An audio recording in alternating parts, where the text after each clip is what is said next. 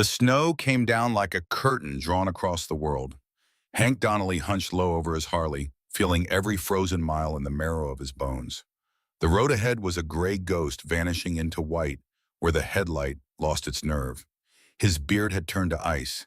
His knuckles, tattooed with letters that spelled "Hold Fast" across both hands, had gone numb an hour ago. None of it mattered. He had nowhere to be, and no one waiting, so the storm was just weather, and weather was just another thing to push through. The mountains rose on either side of the highway like the walls of a cathedral built for no congregation. Pine trees bent under the weight of fresh powder. The wind howled through the passes with a sound like grief, long and low and bottomless. Hank had been riding through these mountains for the better part of 2 decades, and the loneliness of them still suited him. He preferred landscapes that did not ask questions. He was 58 years old. His hair had gone the color of dirty steel. His body carried the evidence of every bad decision he had ever made. The scar tissue of bar fights, the ache of a knee shattered in a brawl outside Reno, the dull throb in his lower back from a fall off a flatbed truck in his 20s. He wore his Hell's Angels vest under his leather jacket, though he had not attended a meeting in over a year. The patches and insignia were fading. So was the man who had earned them. His mind drifted, as it always did when the road got empty enough to Claire. His little sister. 12 years of silence between them now. 12 years since she had stood in the doorway of his apartment with red eyes and trembling hands begging him to leave the life he had chosen. "You are all I have left, Hank. Please." He had told her some men could not change. He had told her she was better off without a brother like him. He had watched her walk away carrying all of her hope and all of her disappointment, and he had not called her back. The memory stung worse than the wind. Hank squinted through the wall of falling snow. Road signs were barely visible. Another 30 miles to the next town. He would find some motel with a neon vacancy sign and a mattress that smelled like cigarettes, and he would sleep the way he always slept, badly, with dreams that woke him, reaching for things that were no longer there. The bike slipped on a patch of black ice. The rear wheel kicked sideways. Hank corrected instinctively, his body remembering what his mind had stopped paying attention to. His heart slammed against his ribs. The storm was getting dangerous, even by his standards. A small turnout appeared on his right, some kind of scenic overlook, though there was nothing scenic about it now, just a guardrail and a wall of white. Hank guided the Harley toward it, the tires crunching through 6 inches of fresh accumulation. He killed the engine. The silence was immediate and total. Nothing but the hush of falling snow and the distant moan of wind through the pines. Hank pulled off his helmet and ran a hand through his flattened hair. He was tired. Not just road-weary, but the kind of tired that lived in his chest and had been there so long, he had forgotten what it felt like to be without it. The exhaustion of a man who had carried too much guilt for too many years and had never once set it down. Getting Old Stone, he muttered, using the name his brothers in the club had given him. The name that fit him about as well as everything else in his life, which was to say, not at all. Something caught his eye. Through the curtain of falling snow, a flash of color. Bright, unmistakable wrong for this landscape. Hank narrowed his eyes and peered into the darkness beneath a massive pine tree about 20 yards from the turnout. There it was again. Something purple. Something moving. Every instinct in his body told him to stay on the bike. This was not his problem. He did not get involved. He had built his entire adult life around the principle of not getting involved, and it had served him well enough, or at least it had kept him alive. But his boots were already in the snow. He was already walking. The powder came up past his ankles, soaking through his jeans. The cold barely registered. His focus had narrowed to that spot of color in the growing dark. As he got closer, the shape became clear, and something inside Hank Donnelly broke open like a frozen pipe. A child, a little girl. She sat huddled against the trunk of the pine, knees pulled up to her chest, wearing a bright purple coat that was much too thin for this weather. Her small shoulders shook. She was crying, but the sound was so faint it was almost swallowed by the storm. Hank stopped. His boots sank into the snow. His breath came out in a cloud that the wind tore apart. The little girl lifted her head, sensing his presence. Her face was streaked with tears, her cheeks raw and red from cold. She could not have been more than 4 years old. In her small hands, she clutched something flat and rectangular, pressing it against her chest as if it were the last solid thing in a dissolving world. "Hey," Hank called out. His voice came out rougher than he intended, scraped raw by wind and decades of hard living. You okay? The girl stared at him. Her eyes were wide, caught between hope and fear. She did not answer. You lost, Hank asked, keeping his distance. He knew what he looked like. He had spent years cultivating an appearance that made people cross the street to avoid him. Leather and tattoos and the permanent scowl of a man who had seen too much and forgiven too little. The last thing he wanted was to frighten a child.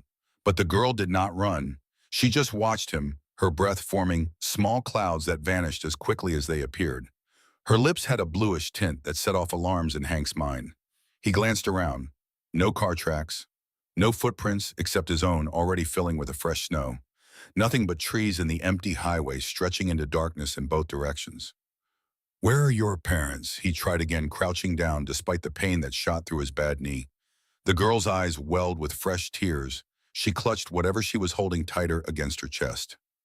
Okay, Hank said softer now. It is okay.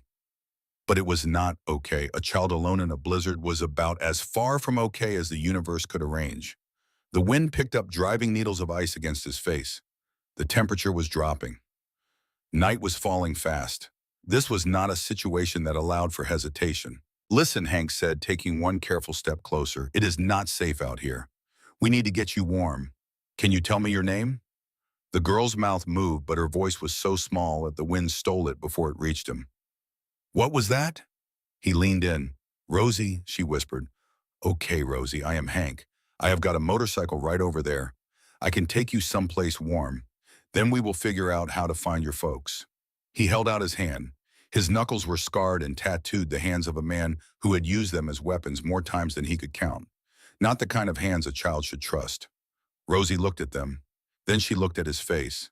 Whatever she saw there, whatever calculation a 4-year-old mind could perform in the space between terror and trust, she made her decision.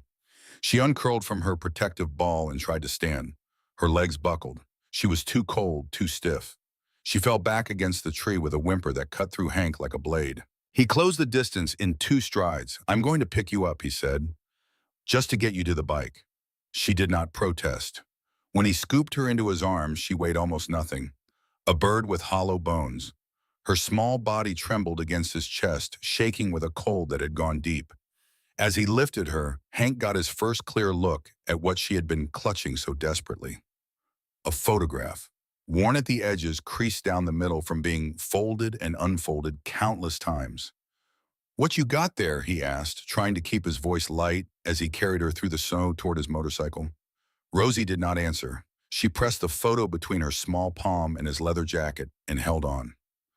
When they reached the Harley, Hank set her down carefully, one hand on her shoulder to steady her. He needed to see that photograph. Something about the way she held it, the way she had been sitting alone in a blizzard with it pressed to her heart, told him it mattered. Can I take a look at what you have got? He asked, nodding toward the photo. Maybe it will help us figure out where you belong. Rosie searched his face with those enormous eyes. Then slowly she held out the photograph. Hank took it carefully, brushing away the snowflakes that had settled on its surface. He angled it toward the motorcycle's headlamp. The image came into focus and the ground shifted beneath his feet. A younger version of himself stared back from the photograph. Same eyes, same scar cutting through his left eyebrow, but smiling. He had his arm around a woman's shoulders. She was laughing, her head tilted slightly toward him, her hair blown sideways by a wind that had been warm and kind. Claire. Hank's throat closed. His hand trembled, and it had nothing to do with the cold. Why do you have a photo of me? He asked, his voice barely audible above the howling wind. Rosie's small fingers reached out and touched the edge of the photograph. That is you, she said. Yeah, that is me. And that is... He could not finish. His finger hovered over Claire's face, over her smile, over the woman she had been before he abandoned her. That is my mommy, Rosie said. The words hit him like a fist to the solar plexus. The air left his lungs. He stared at the girl, truly seeing her for the first time. The shape of her eyes, the curve of her chin, the way her eyebrows drew together when she was thinking. Claire's features unmistakable now that he knew to look for them. Your mommy, he repeated. Claire is your mother, Rosie nodded. Where is she? Where is Claire? Rosie's lower lip trembled. Mommy went to heaven, she whispered. The world stopped turning. Even the wind seemed to hold its breath. Hank knelt in the snow beside the child, his knees sinking deep, and felt something inside him collapse that he did not know was still standing. Claire, his baby sister, the girl who used to follow him everywhere, who looked at him like he could hold back the dark. Gone, when he managed. After the leaves fell, when it got cold. Recently, this past autumn. Months ago, while Hank had been drifting through the country on his motorcycle going nowhere, caring about nothing, his sister had been dying. Rosie watched him with a steadiness that no 4-year-old should possess. "Are you Uncle Hank?" The word uncle landed on him like a stone dropped from a great height. A title he had never considered. A role he had never imagined for himself. "Yes," he said, "I am Hank. Your mom was my sister. She had your picture in her special box. She looked at it sometimes when she was sad." Hank turned away so the child would not see his face. The thought of Claire keeping his photograph all those years, looking at it in her lowest moments, broke something in him that he had believed was already broken beyond repair. He cleared his throat. "Who is taking care of you now?" "Rosie. Who are you with?" The girl went silent, her face closed like a door. "Did someone leave you here?" She shook her head. Then she reached into her coat pocket and pulled out a folded piece of paper. She handed it to Hank with the careful deliberateness of a child performing an important duty. It was a map, hand-drawn, worn along the creases. A route marked in red pen. Hank's stomach dropped when he recognized the endpoint. This stretch of road, this very turnout. And beneath the map in Claire's handwriting, "He rides this way every Thursday. Wait, and he will come." Hank stared at the words until they blurred. Claire had known his routine. For how long? Had she been watching him from a distance all these years, tracking his movements, knowing exactly where he would be on any given Thursday evening? The thought that she had been so close and yet had never reached out filled him with a grief so enormous it had no edges. "Did your mom tell you anything else about me? About what to do if you found me?"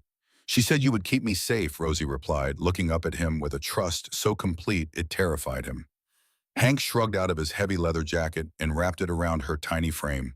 It swallowed her whole, making her look impossibly small, a child drowning in the armor of a man who had never protected anyone who mattered.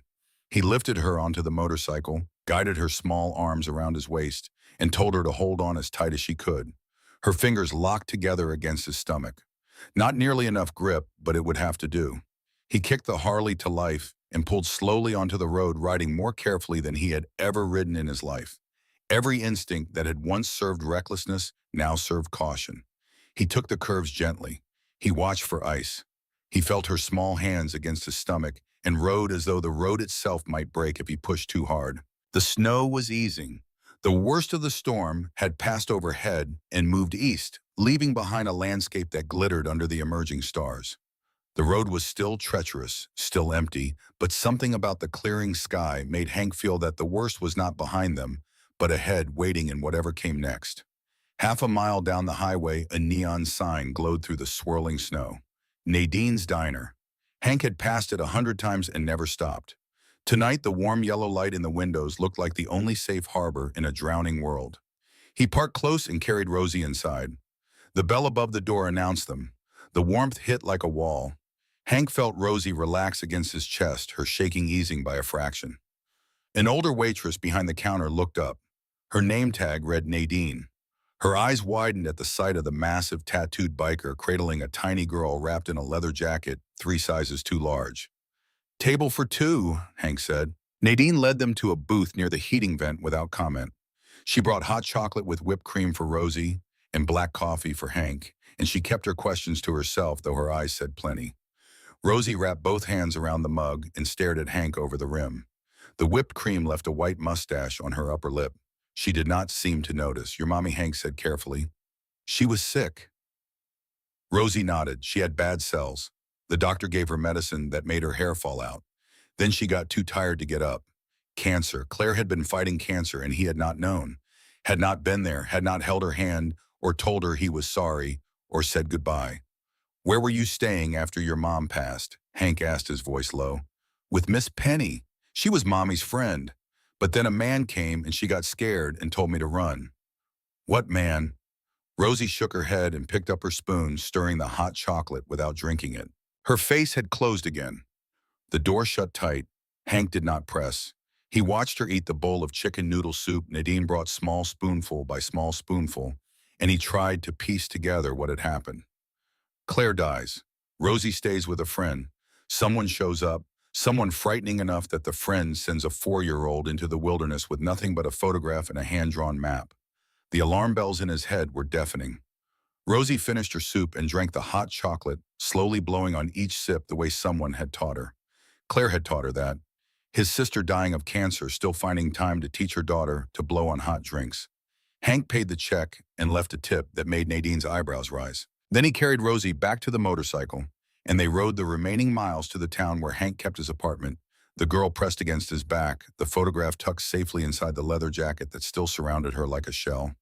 That night in his small apartment on the second floor of a building that smelled like old carpet and someone else's cooking, Hank gave Rosie his bed and took the couch.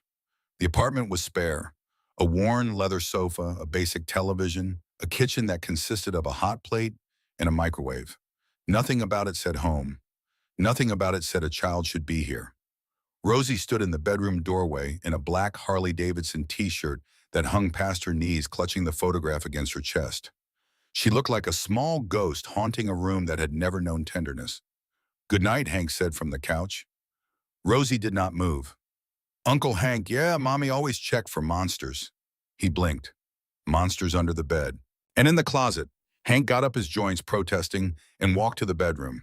He knelt and made a show of looking under the bed. "All clear down here," he reported. He opened the closet door wide. "Nothing in here either." Rosie's shoulders dropped an inch. "Thank you." He stood awkwardly by the bed, a man who had faced down armed rivals and police raids completely out of his depth in the presence of a child who needed a bedtime routine. "Anything else your mom did at night?" She sang to me. Rosie's voice was barely a whisper. "But it is okay if you cannot." Hank could not remember the last time he had sung anything. He cleared his throat and sat on the edge of the mattress. "Once upon a time," he said instead, "there was a brave knight." "Was she pretty?" He paused. "Sure, she was pretty and smart and the bravest person in the whole kingdom." "Like Mommy," Rosie murmured, pulling the covers up to her chin. "Yeah," Hank said, his voice thick. "Like your mom." He stumbled through a story about a knight who saved a village from a dragon, making it up word by word. And when he got to the ending, he said the only thing he knew to say, "And everyone lived happily ever after." "Good story," Rosie said through a yawn. "Good night, Uncle Hank." The words hung in the air like something sacred. Not just Hank, not just the man in the photograph. Uncle Hank. Family. A role he had never earned and did not deserve, and would spend whatever was left of his life trying to be worthy of. "Good night, Rosie," he whispered. He sat in the dark for a long time after she fell asleep, watching her chest rise and fall. The photograph was still clutched in her fist, pressed against her heart. He remembered Claire as a girl with pigtails and skinned knees. He remembered teaching her to ride a bicycle, chasing off the neighborhood kids who pulled her hair. He remembered the promise they had made to each other in the dark of their shared bedroom, while their father raged downstairs. "No matter what happens, we protect each other." Always. He had broken that promise so thoroughly it should have been impossible to feel it anymore. But sitting there, watching Claire's daughter breathe the old vow, rose up in him like something that had never truly died, only gone underground.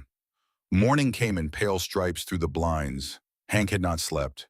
He scribbled a note for Rosie and slipped out before she woke, riding his motorcycle through the cold dawn to a dingy auto shop with a faded sign that read Harmon's Repairs.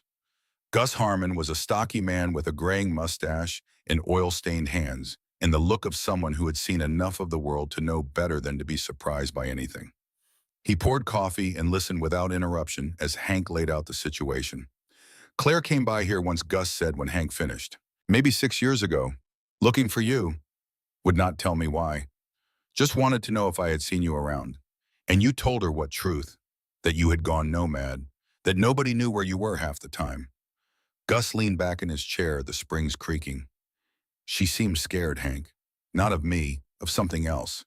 Did she mention the father, the kid's father?" Gus's eyes narrowed. "She did not mention a kid, but she talked about some guy she was with. Victor something. Hale, I think. Said he was bad news. Bad how? The controlling kind. The kind that leaves marks where nobody can see them." Hank's hands tightened around his coffee mug. "There is something else," Gus said, lowering his voice. "Had a man in here about a week ago, asking about Claire, described her perfectly. Smooth talker, expensive clothes. Left his card in case I remembered anything. Gus pulled open a drawer and slid a business card across the desk. Victor Hale, private consultant, a phone number beneath the name. He is looking for the girl, Gus said, or for Claire, and he is not the type to give up. Hank stared at the card. A cold fury began to build inside him, the kind he had spent years feeding and just as many years trying to starve. Thanks, Gus. What are you going to do? Whatever I have to. Back at the apartment, Rosie was awake and watching cartoons on the floor. Her legs crossed, her hair tangled. She looked up when he walked in. You came back, she said. 3 words. They hit him harder than any blow he had ever taken. Of course she had worried. Everyone else in her life had disappeared. I said I would, he replied, and I keep my promises. Not always, whispered a voice in his head, but from now on. He knelt beside Rosie's backpack and asked if she had brought anything else with her. She laid out her possessions on the kitchen table like sacred objects, a worn teddy bear, a small blanket, a folded piece of paper. The paper was a birth certificate. Rosie Ann Donnelly. Mother Claire Jean Donnelly. Father unknown. Claire had given Rosie her own last name. Not Hale's. The small defiance of a woman reclaiming her daughter from a man who had no right to her. Beneath the birth certificate was a small envelope containing a key with a tag. An address in Claire's handwriting. 1423 Pinewood Lane Apartment, 7B Oak Ridge. Hank pocketed the key and spent the next hour making calls. He arranged to borrow a car, a faded blue sedan with a slightly crooked bumper. The Harley was too recognizable, and he was beginning to understand that everything he did now had to account for the small life depending on him. That evening, Hank made dinner. It was not a complicated production. Tomato soup from a can and grilled cheese sandwiches, the extent of his culinary range. He struggled with the can opener while Rosie watched from her chair legs, swinging eyes serious. You are doing it wrong, she said. Hank glanced at her. Oh yeah, you are the cooking expert now. Mommy showed me. You have to hold it tighter. He adjusted his grip and the opener bit into the metal cutting smoothly around the edge. He poured the soup into a pot and turned on the burner, then buttered bread for the sandwiches, the butter sizzling when it hit the hot pan. The silence in the kitchen felt heavy. What did people talk about with kids? Hank's usual conversations involved motorcycle parts, territory disputes, and the kind of barroom philosophy that sounded profound at 2 in the morning and meant nothing by daylight. None of it was appropriate for small ears. You like cartoons? He tried. Rosie nodded. I like the one with the yellow sponge. Right, the sponge. Hank had no idea what she was talking about.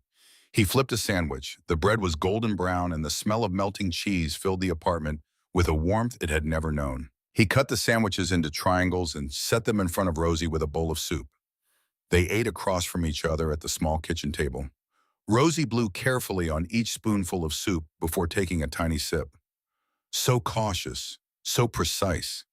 Claire had taught her that. His sister raising a child alone while hiding from a monster, still finding time to teach table manners. This is good, Rosie said, sounding surprised. Do not sound so shocked. I can make grilled cheese. A silence settled between them that was almost comfortable. Hank watched the girl eat and tried to reconcile the reality before him with the life he had been living. Yesterday, he had been a man with no destination and no purpose. Today, he was making grilled cheese for his 4-year-old niece. Was your mom a good cook, he asked. Rosie nodded. She made cookies and spaghetti and pancakes shaped like Mickey. Mickey Mouse, huh? Hank tried to picture Claire making shaped pancakes. The Claire he remembered had been a teenager with a rebellious streak and a laugh that could fill a room. Not a mother making Disney breakfast, but people changed. People grew into roles they never imagined for themselves. The thought carried an edge. People changed. Did your mom talk about me? The question had been burning in him since the moment Rosie spoke his name. Rosie studied him with those solemn eyes that saw too much for their age. She had your picture by her bed. She said you were her big brother and you were very strong. A pause. She said you were far away because you had important things to do. Important things, like running with a motorcycle gang, like drinking himself numb in roadside bars, like cutting off the only person who had ever truly loved him. Some important things, Hank said, and the bitterness in his voice surprised him. But you are here now, Rosie said simply. The observation hit him with the force of a reckoning. He was here now. Too late for Claire, but not too late for this girl with her mother's eyes and her mother's quiet courage. After dinner, Hank washed dishes while Rosie dried her hands on a towel too large for her. She yawned and rubbed her eyes. Bedtime, Hank said. Can I have a story? I do not have any kid books. Mommy made up stories. I am not good at that kind of thing, kid. Rosie's face fell and Hank felt like he had kicked something small and defenseless. He sighed, but I guess I could try. She brightened immediately and Hank helped her into the blue star pajamas they had bought that afternoon and tucked her into bed. Once upon a time, he began sitting on the edge of the mattress. There was a brave night. Was she pretty? He paused, then smiled. Sure, she was pretty and smart and braver than anyone in the whole kingdom. Like Mommy. Yeah, like your mom. Exactly like your mom. He stumbled through a story about a knight saving a village from a dragon, making it up word by word, and when he got to the ending, he said the only thing he knew to say, and everyone lived happily ever after. Good story, Rosie said through a yawn. Her eyes closed, then fluttered open once more. Good night, Uncle Hank. Good night, Rosie, he whispered. The next morning, Hank took Rosie to a neighborhood park. It was not much, just a small playground, with swings and a slide and a climbing structure surrounded by benches and bare trees. At this hour on a weekday, they had it to themselves. Go ahead, Hank said, nodding toward the playground. Rosie hesitated, looking from him to the swings and back again. It is okay. I will be right here. She made her way to the swings, climbed onto one, and looked back at him. Can you push me? Hank walked over, feeling like a man entering a foreign country without a map. He gave the swing a gentle push. When she swung back, he pushed again a little more firmly. Then again. Higher, Rosie called. He obliged carefully, gauging each push, and soon she was soaring, her hair streaming behind her like a small flag. And then he heard it. A sound he had not expected and was not prepared for. Laughter. Rosie was laughing. The sound was bright and clear and full of a joy so uncomplicated it made his chest ache. Look at me, she called. I see you, Hank answered, and meant it in ways she could not yet understand. For the next hour, he sat on a bench and watched her discover the playground. She went down the slide, sitting up, then lying back with her arms over her head. She climbed the rope ladder and waved from the top like a conquering explorer. She jumped from the lowest platform and landed with bent knees exactly as he had shown her. Her face had changed. No longer so solemn, but animated, flushed with exertion, and cold in simple pleasure. She was a child, being a child perhaps for the first time in months, and watching it happen did something to Hank that he could not name and did not want to examine too closely. He imagined mornings like this stretching into the future. Pancakes, maybe blueberries, weekends at this park, teaching her to ride a bicycle, homework at the kitchen table, a life built around something other than survival. Can we come back tomorrow? Rosie asked, breathless, standing in front of his bench. Yeah, he said, we can come back tomorrow. The afternoon sun had begun its descent when Hank noticed them. Two men near the park entrance, half hidden behind an oak tree, one in a dark jacket with the collar turned up, the other leaning against the trunk, pretending to check his phone but glancing up too often. Hank's instincts fired. 20 years with the club had wired his nervous system to detect surveillance the way a rabbit detects a hawk.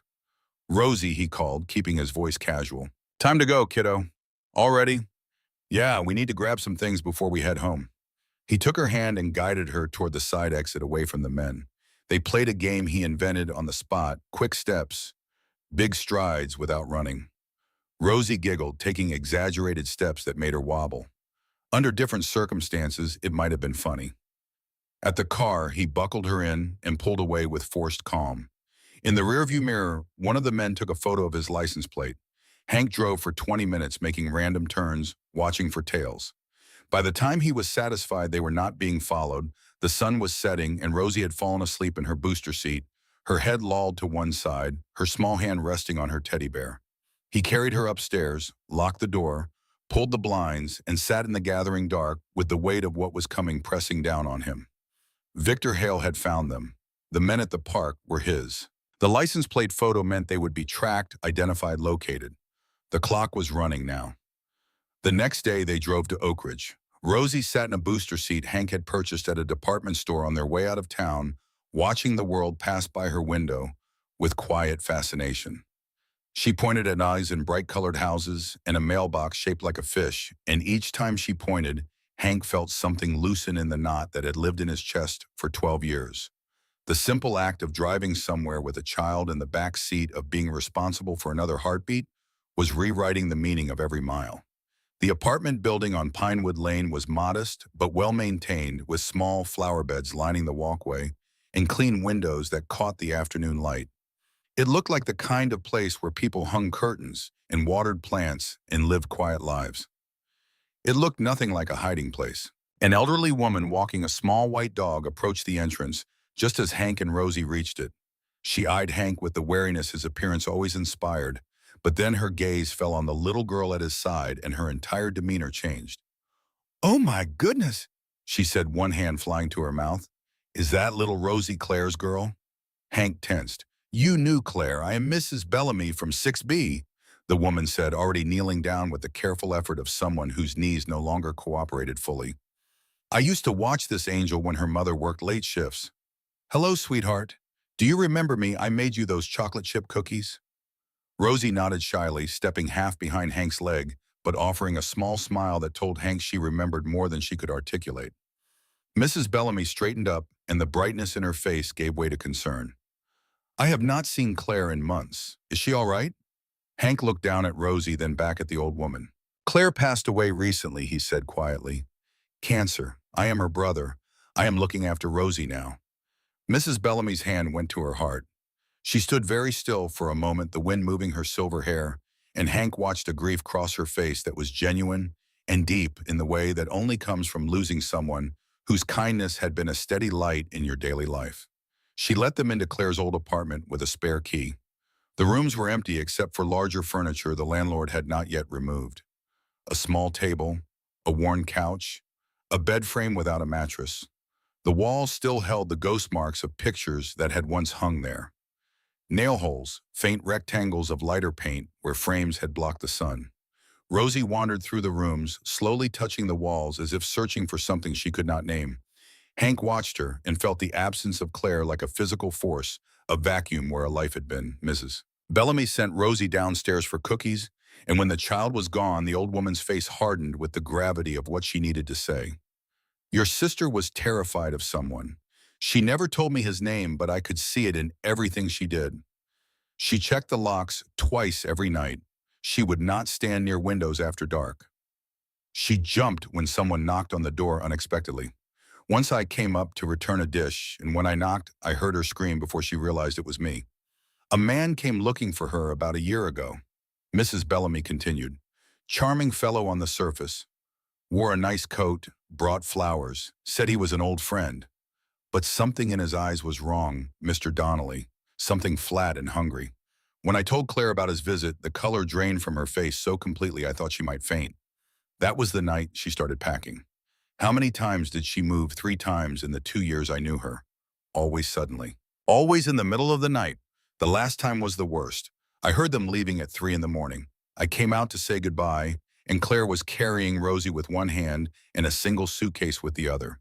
She told me that if anyone ever came asking about her, I should say I never knew where she had gone." Mrs. Bellamy's voice dropped. Whatever it was she was running from, it was real. I have never seen that kind of fear in a person's eyes. Not before and not since. The drive to St. Mary's Church took 20 minutes. The building was modest white clapboard siding, a simple steeple reaching toward the late afternoon sky. Inside evening light filtered through stained glass and painted the wooden pews in soft, shifting colors. Pastor Jim Whitfield was a man in his 60s with kind eyes and the steady bearing of someone who had spent decades listening to the worst things people could endure and responding with grace. He recognized Rosie instantly and knelt to greet her with a warmth that told Hank the child had been loved here. When Rosie was settled with the Sunday school teacher and a stack of coloring books, Pastor Jim led Hank to his office. Books lined every wall. A worn desk held an open Bible and stacks of paper. "Claire came to us through our program for women escaping domestic violence," the pastor said. "She was one of the bravest people I have ever known. She endured things that would have broken most people, and she did it all to protect that little girl. He hurt her, Hank said. It was not a question. Yes, and she feared he would hurt Rosie. That was the line that she would not allow to be crossed. The pastor paused, studying Hank's face as if weighing how much to reveal. Whenever Claire spoke about her fears about the danger she lived with, she always ended with the same thought. She believed that someday when things were at their darkest, you would come. She had absolute faith that her brother would save her when she needed him most. She was wrong, Hank said. I came too late. Pastor Jim shook his head gently. You came exactly when you were needed. Your sister is gone, and that is a grief you will carry. But Rosie is here because of Claire's faith in you. The question now is what you do with that faith. He reached into his desk and pulled out a small worn Bible. She left this here, he said, handing it to Hank. I have been keeping it for her. I think she would want you to have it now. Hank took the Bible, turning it over in his hands. It felt foreign and familiar at the same time, the way family does when you have been away too long. The county social services building was a gray box under fluorescent lighting that made everyone look slightly ill. A woman named Karen Prescott sat behind a desk piled with files and met Hank's eyes with the directness of someone who dealt in hard truths for a living. She opened a thick folder and confirmed what every conversation that day had been building toward. Claire had sought emergency protection 3 years ago. She had a restraining order against Victor Hale. She had been moving constantly, changing phones, living in a state of perpetual flight. What kind of man is he? Hank asked. Karen met his eyes. Dangerous, controlling, violent when crossed. He has a record of assault charges, but he has money and good lawyers. He has avoided serious jail time. And he does not just use his fists, he uses the system. He has attorneys who know how to turn custody disputes into weapons. He understands how to present himself in court, how to appear reasonable while making your life impossible. She paused. He was here 2 days ago, demanding information about Claire and the child. Said he had parental rights. Security had to escort him out. He was calm about it, polished. But I have been in this work for 15 years, mister. Donnelly and I know what danger looks like when it wears a good suit. And then she said something that made the hair on the back of Hank's neck stand up. Your sister listed you as Rosie's guardian in her emergency plan. She trusted you, even after all the years apart. Karen leaned forward across her desk. But Mr. Donnelly, you should understand something. Victor Hale will not stop. Men like him see children as possessions, as property, and he will use every resource he has to get what he considers his. If he discovers you have Rosie, you will both be in danger. Hank returned from the social services building late that afternoon with his mind on fire. Karen Prescott's words echoed in his head like a warning siren. Victor Hale does not just use fists, he uses the system. Mrs. Kovacs, the elderly widow across the hall, had watched Rosie while Hank was out. She had braided the girl's hair and fed her lunch and asked no questions beyond the ones a kind person asks a child. Hank thanked her and meant it more than he could express. Back in his apartment, Rosie fell asleep on the couch with a cartoon show, murmuring softly from the television. She had curled into a ball with a throw pillow clutched to her chest, and even in sleep, her face held the tension of a child who had learned that rest was never truly safe. Hank sat at the kitchen table and spread out everything he had gathered. The birth certificate, the key, Gus's information and the business card, his own scribbled notes. The pieces of Claire's hidden life arranged like evidence at a trial that had come 12 years too late. He thought about the apartment on Pinewood Lane, the nail holes in the walls where pictures had once hung, the ghost marks of a life dismantled in the middle of the night. He thought about Claire carrying Rosie with one hand and a suitcase with the other, fleeing into darkness. He thought about the fear in Mrs. Bellamy's voice when she described the man with flowers and flat, hungry eyes.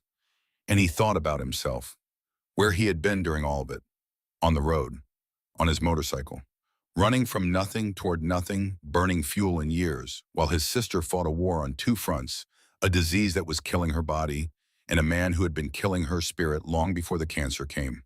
The guilt was a physical thing. It sat on his chest like an anvil. It filled his throat like smoke. If he had answered one phone call, if he had opened one letter, if he had swallowed his pride and driven to wherever she was and said the 2 words that mattered, I am sorry, everything might have been different. She might have had someone to drive her to chemotherapy. someone to sit beside her bed when the treatments made her too weak to stand, someone to hold Rosie when Claire could not hold her anymore. But he had not done any of those things.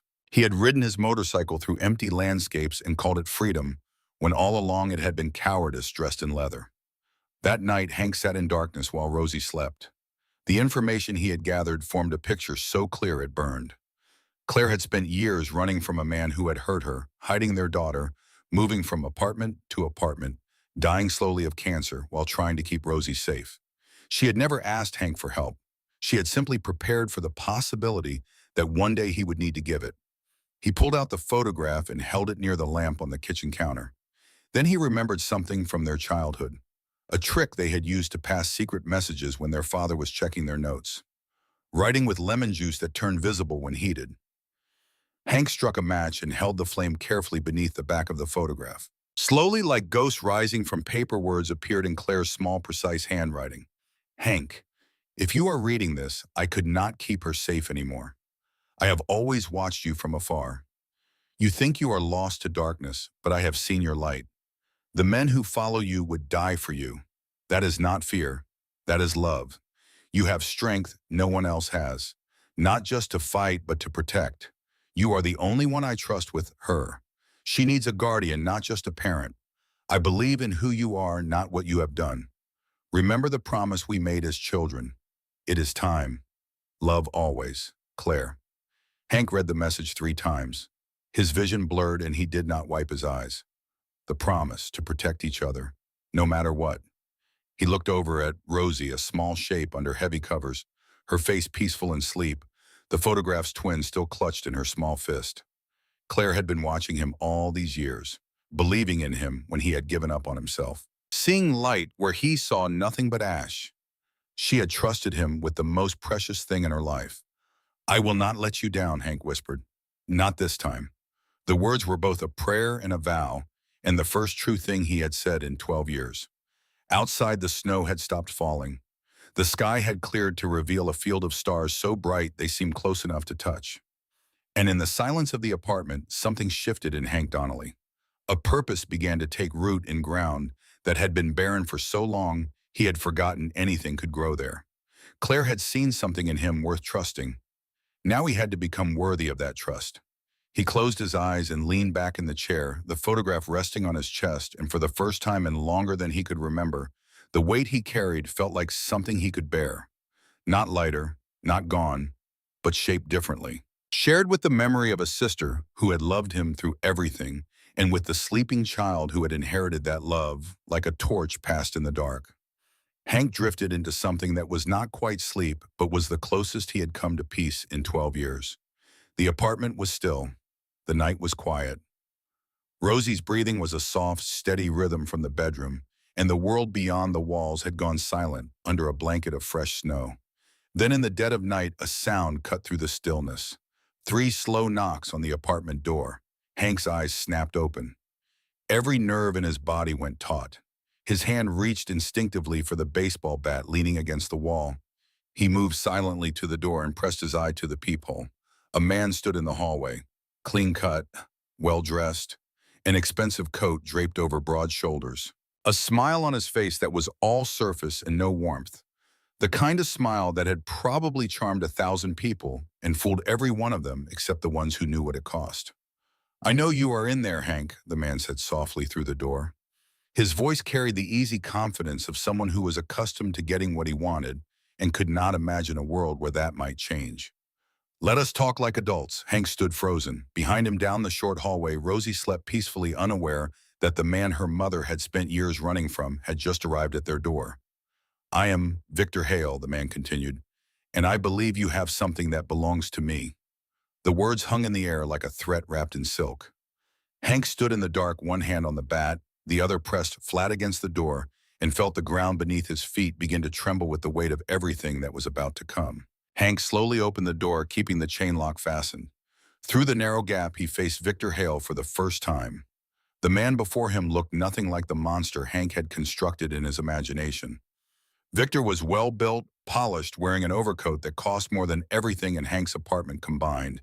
His hair was neatly combed. His shoes were clean despite the snow outside. He had the look of a man who moved through the world expecting it to accommodate him, and it usually did. But Hank had spent 2 decades reading men the way sailors read weather. He recognized the cold calculation behind those pleasant features. He had seen that same look in men just before violence erupted the stillness of a predator, deciding whether to strike or wait. "What do you want?" Hank asked, though the answer was already a knot in his stomach. "I think you know," Victor said, still smiling. "My daughter, I have been looking everywhere for her since her mother passed. You can imagine my concern." "Funny," Hank replied, his voice flat. "From what I hear, you were not too concerned before Claire died." The smile flickered, a single frame of something raw and ugly before the mask reassembled itself. "Family matters can be complicated. I do not expect a man like you to understand. Rosie needs her father. She needs safety," Hank said. "She needs someone who will not hurt her." Victor's pleasant expression peeled away like paint in a fire. "You do not know the first thing about me or my relationship with my family. You are a biker with a record." "What are you?" The one Claire used to talk about, the dangerous one she was afraid of. The words were designed to wound, and they found their mark. But Hank held his face neutral. "I am the one she trusted with her daughter." Victor stepped closer to the gap in the door, and his voice dropped to something intimate and venomous. "That is not how the police will see it, Mr. Donnelly. What do you think happens when I report that my daughter was kidnapped by a Hell's Angel? A quick search of your name brings up quite the resume. Assault, suspected weapons charges, known gang affiliations." Hank tightened his grip on the bat behind the door. "There are reasons Claire kept Rosie away from you. Accusations from a dead woman," Victor said with a shrug that was calculated to look casual and instead looked reptilian. "Sadly, people believe what they want to believe. And most people find it easier to believe a successful businessman over a biker with blood on his hands. You are not taking her." Victor leaned so close that Hank could smell his cologne through the gap in the door. Something expensive. Something that it would linger in a room long after the man who wore it had done his damage and left. "Let me make something very clear," Victor said, his voice barely above a whisper. "I will have my daughter back. You can cooperate, or I can make your life a living hell. I have resources. I have connections. By tomorrow afternoon, there will be an Amber Alert with your name and your description. Your face will be on every news channel. You will be hunted by people who shoot first and ask questions after." "You are threatening the wrong person," Hank growled. "No," Victor replied with certainty as cold and smooth as a frozen lake. "I am threatening exactly the right person. Because you care about her, do you not? And that is your weakness. Men like you think caring makes you strong. It does not. It makes you predictable." Hank's hand moved toward the chain. Every muscle in his body wanted to rip the door open and end this man permanently. One quick violent moment, and the threat would be gone. He had done worse for lesser reasons. He had broken bones for insults. He had put men in hospitals for looking at him wrong. This was different. This was personal. This was about a child. Then he heard it, a small sound from down the hallway. Rosie stirring in her sleep. A soft murmur, a name spoken into the darkness of a dream. "Mommy." The sound traveled through Hank like electricity. Claire's message flashed through his mind. Protection, not violence. His hand froze on the chain. Victor noticed the hesitation and smiled the way a man smiles when he finds the crack in a wall he has been studying. "Smart man. Think about it overnight. I will be in touch tomorrow." Victor straightened his coat, adjusted his collar, and walked calmly down the hallway toward the stairs. His footsteps were unhurried, the footsteps of a man who had all the time in the world because he believed he had already won. Hank closed the door and leaned his forehead against it, trembling. Not with fear, though fear was there. Trembling with the effort of restraint, with the war between the man he had been and the man he was trying to become. Victor knew where they were. The threat was real and immediate. And for the first time in years, Hank Donnelly was truly afraid.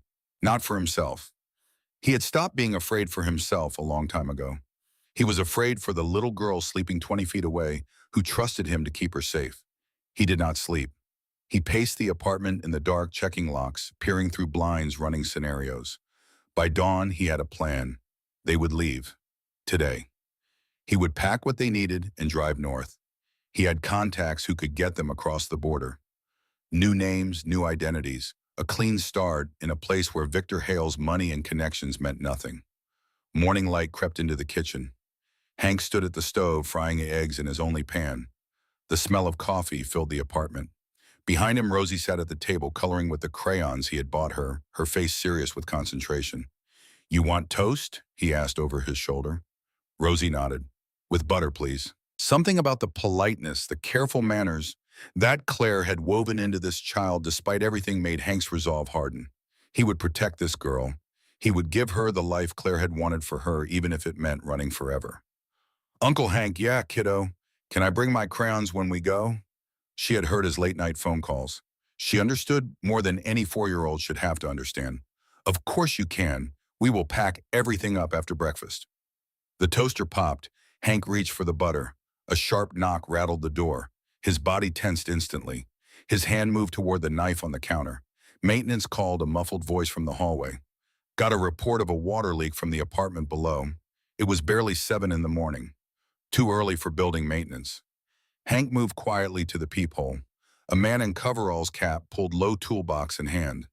"Not a good time," Hank called through the door. "Come back later." "Sir, if there is a leak, water damage could spread to other units." Building manager said to check immediately. Every warning signal in Hank's nervous system fired at once. "Leave the toolbox. I will check it myself." Silence. Then footsteps retreating. Hank turned back toward Rosie. The kitchen window exploded inward. Glass sprayed across the floor in a shower of fragments that caught the morning light like 1,000 tiny blades. A figure lunged through the opening, and before Hank could close the distance, a bolt of electricity slammed into his chest. The taser dropped him. His muscles seized. His legs gave way. He hit the floor hard enough to crack his teeth together, and the world became a shaking, strobing nightmare of paralysis and pain. Through blurred vision, he saw a second man climb through the broken window. And then Victor Hale stepped carefully over the sill, brushing glass from his sleeves like a man brushing lint from a suit. "Rosie, sweetheart." Victor called, his voice sickly sweet against the backdrop of destruction. "Time to go with Daddy." Hank fought against the paralysis. His fingers scraped against the linoleum. His body refused to obey. "Run." He managed to gasp, but the word came out shattered, barely a sound at all. Rosie sat frozen at the table. Her crayon had fallen from her hand. Her eyes were enormous, locked on Hank convulsing on the floor. "Do not be scared," Princess Victor said, crossing the kitchen with the calm of a man walking through his own living room. "This man took you away from me. I have been looking everywhere for you." The taser's effects were fading. Sensation returned like fire crawling through his veins. Hank lunged forward and grabbed at Victor's ankle. Victor kicked hard. His shoe connected with Hank's temple with a sound like a wet stone dropped on concrete. Stars exploded across his vision. Blood streamed from a gash on his forehead, running into his eyes, turning the world red. Uncle Hank. Rosie screamed, and the sound of her terror was the worst thing Hank had ever heard in a life that had not been short on terrible sounds. She slid from her chair and tried to run to him, but Victor caught her easily, lifting her as she kicked and thrashed with every ounce of strength her small body possessed. "Let her go!" Hank roared, staggering to his feet, blood dripping, the room tilting. Victor backed toward the window, Rosie struggling in his arms, her screams cutting through the morning air. "You made this harder than it needed to be," he said, and there was no smile now. No charm, just the cold face of a man who had gotten what he came for and no longer needed his mask. The accomplice appeared at the window. He took Rosie from Victor. The transfer was smooth, practiced, like a package being handed off. Rosie's screams grew louder, then muffled, then distant as they carried her down the fire escape. Hank lunged. Something hard and metallic crashed against the base of his skull. The world spun. He felt himself falling, his hands reaching for nothing, his knees hitting the floor, his cheeks striking the cold linoleum. Through fading consciousness, he heard Rosie's voice. "Uncle Hank, help me, please." And then a car engine starting outside. And then nothing. Hank came to with a jolt. Dried blood had crusted along the side of his face, pulling at his skin when he moved. For a moment, the world was white noise and confusion. Then memory returned like a hammer blow. Rosie was gone. He pushed himself off the floor, fighting waves of dizziness that pulled at him like undertow. Glass crunched beneath his boots. The apartment was silent except for the drip of the kitchen faucet. The eggs had burned black in the pan. The toast sat cold and forgotten. Rosie's coloring book lay open on the table, a half-finished picture of a house with a purple door. How long had he been out? The light through the broken window had changed. Hours. Hours while Victor Hale drove Rosie farther and farther away. Hank stumbled to the bathroom and ran cold water over his face. The mirror showed a man who looked like he had been dragged behind a truck. Bloodshot eyes, a deep gash on his temple, an expression of devastation so complete it did not look like a face anymore. It looked like a landscape after a fire. He had failed. Failed Claire. Failed Rosie. Failed the promise he had made in the dark. Back in the kitchen, his gaze fell on the table where Rosie had been sitting. Her drawing lay abandoned. Two stick figures holding hands. A big one and a little one. Beneath them, in the careful, wobbly letters of a child just learning to write, she had attempted two words, Uncle Hank. He picked up the drawing with trembling fingers and pressed it against his chest. Then he slumped into her chair and sat there for a long time, staring at the broken window and the empty room and the ruins of everything he had just begun to build. On the floor nearby lay the photograph that had started it all. He reached down and lifted it, rubbing his thumb across the worn image of his younger self smiling beside Claire. A man who had not yet become the wreckage he was now. "I am sorry, Claire," he whispered. "I could not protect her." For years, Hank had lived by a code built on violence and retribution. The Hells Angels had taught him how to hurt people, how to instill fear, how to reduce complex problems to their simplest, brutal solution. He had walked away from that life slowly, never completely, but enough that he had started to believe he could become someone different. Now sitting in his wrecked apartment with Rosie's screams still echoing in his skull, he wondered if turning away from violence had been his greatest mistake. "I should have killed him the moment I saw his face." Hank muttered, his fingers tightening on the photograph. "I hesitated. I listened to words on the back of a picture, and I hesitated, and now she is gone." The hesitation had cost him everything. If he had been the man he used to be, ruthless, and feared, Victor Hale would never have walked out of that hallway alive. Rosie would still be safe, coloring at the table, asking for toast with butter. Something Karen Prescott had mentioned came back to him. Victor Hale has a family cabin somewhere in the mountains. About 2 hours north. Claire mentioned it once. Said it was where he took her when things got bad. Hank stood up slowly. He tucked Rosie's drawing into his pocket and the photograph into his wallet. He moved to the hallway closet with the deliberateness of a man performing a ritual. Behind his regular clothes hung the leather vest he had not worn in months. He pulled it out and ran his fingers over the patches and insignia. The name Stone was embroidered across the back in letters that had once meant something powerful and terrible. The Hank who had found Rosie under a tree in a snowstorm. The Hank who had made her pancakes and checked for monsters and told clumsy bedtime stories. That Hank could not save her. That man was too soft, too slow, too burdened by a conscience that Victor Hale did not possess. He needed to become stone again. He slid the vest on. The weight of it settled on his shoulders like an old skin. Then he knelt and reached under his bed, pulling out a metal lockbox. The key had hung around his neck for years, one of those habits that outlast the life it belongs to. He opened the box and stared at the contents. A handgun, 2 loaded magazines. "I am sorry, Claire," he whispered as he lifted the weapon, "but I do not know any other way." He checked the gun with practiced ease. The muscle memory was immediate and complete, as though the years between then and now had been nothing more than a long intermission. He loaded the weapon chambered around and tucked it into the waistband of his jeans. The cold metal against his spine was familiar. It felt like coming home to a house he had sworn to leave. Hank rode the borrowed sedan north. The gun sat in his lap. The mountains rose around him. The road climbed through dense forest, winding along ridgelines that overlooked valleys still white with the last of winter snow. He pulled over at a turnout on a cliff overlooking the ocean. The engine ticked as it cooled. Below him, waves crashed against the rocks with a sound like the world breathing. He sat there for a long time with the gun in his hands and the photograph beside him and the drawing in his pocket and the full weight of what he was about to do pressing down on his chest. He was going to find the cabin. He was going to walk through the door. He was going to put 2 bullets in Victor Hale and carry Rosie out. And then he was going to spend the rest of his life in prison, and Rosie would be alone again, and everything Claire had hoped for would die with her brother's last act of violence. The plan was clear. It was simple. It was exactly what the old Hank the man called Stone would have done without hesitation. But Hank turned the photograph over and read Claire's words again. You have strength no one else has, not just to fight, but to protect. She needs a guardian, not just a parent.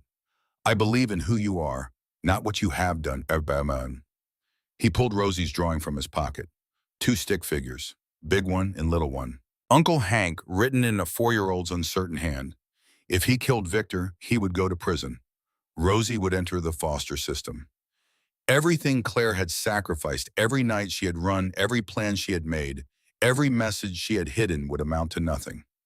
Victor Hale wins, not because he is alive, but because Hank will have become exactly what Victor always said he was. A violent criminal, a danger to children, proof that a Hell's Angel cannot change. Protection, Hank said aloud and his voice broke on the word. Not destruction. He ejected the magazine. He racked the slide and caught the chambered round. He locked both in the glove compartment and sat there empty-handed, staring at the ocean. The waves did not care about his rage. The cliffs did not care about his grief. The world was vast and indifferent, and the only thing that mattered was a 4-year-old girl in a cabin somewhere in these mountains who believed her uncle would come for her. Not Stone, not the feared biker with blood on his hands. Uncle Hank, the man who checked for monsters and burned the eggs and told bad stories about brave knights. Hank pulled out his phone and scrolled to a name he had not called in 5 years. Detective Ray Beckett, a man who had once tried to pull him back from the edge when no one else would. A man who carried a badge instead of a blade and believed in a system that Hank had spent his whole life working against. His finger hovered over the name. Calling Ray meant no going back. It meant choosing a different path, one that was slower and harder and uncertain. A path that required trust in people and institutions he had never trusted. A path that meant surrendering control. He thought of Rosie's face, her quiet voice calling him Uncle Hank. The way she had looked at him when she said you would keep me safe. He thought of Claire's faith. Faith he had not earned but wanted with every broken piece of himself to deserve. He pressed the call button. The phone rang 3 times. Beckett said a gruff voice, "Hey Ray, it is Hank, Hank Donnelly." A pause that lasted long enough for history to fill the space between them. "Stone, it has been what, 5 years, Hank?" he corrected. "I am Hank now." Another pause. "Okay, Hank, what can I do for you?" Hank took a deep breath. The ocean crashed below him. The wind moved through the pine trees.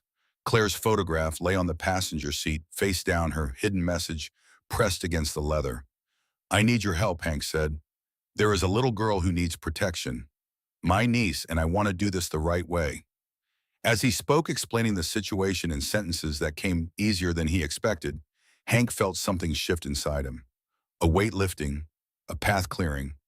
Not simpler, not safer, but right. The kind of right that does not need justification because it justifies itself. He would get Rosie back. Not as Stone, not with a gun, but as Hank Donnelly, the man his sister had always believed he could be.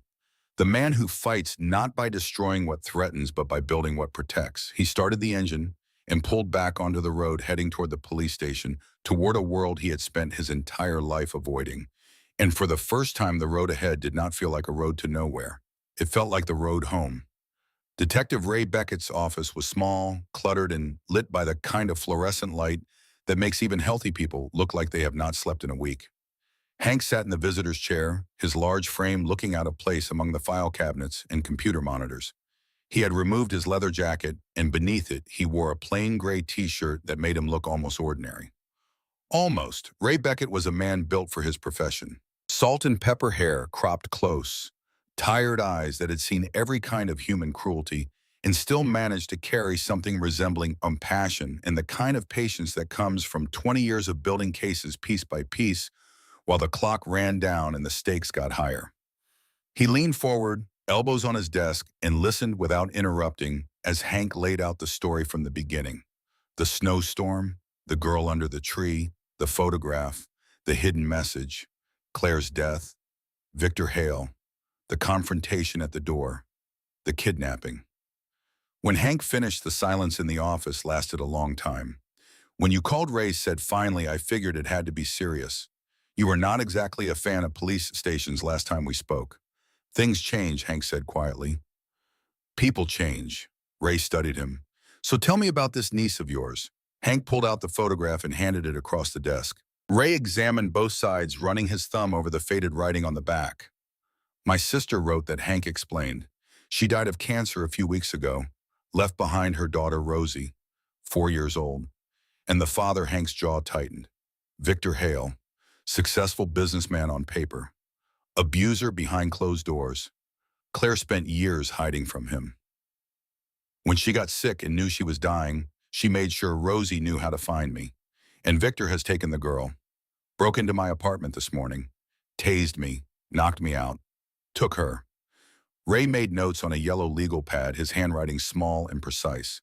"Why did you not come to us immediately when you found the girl?" Hank met his eyes. "My first instinct was not to call the police. Old habits.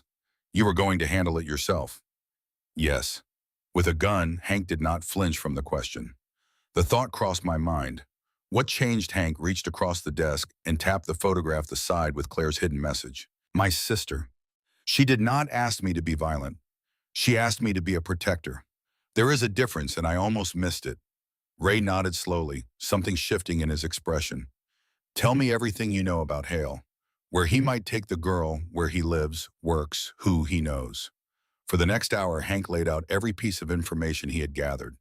The addresses Claire had lived at, the restraining order, Karen Prescott's files, Gus Harmon's account of Victor showing up at the auto shop, Mrs. Bellamy's description of the man with flowers and flat eyes, the church, the shelter program, the documentation Claire had kept, and most importantly, the cabin.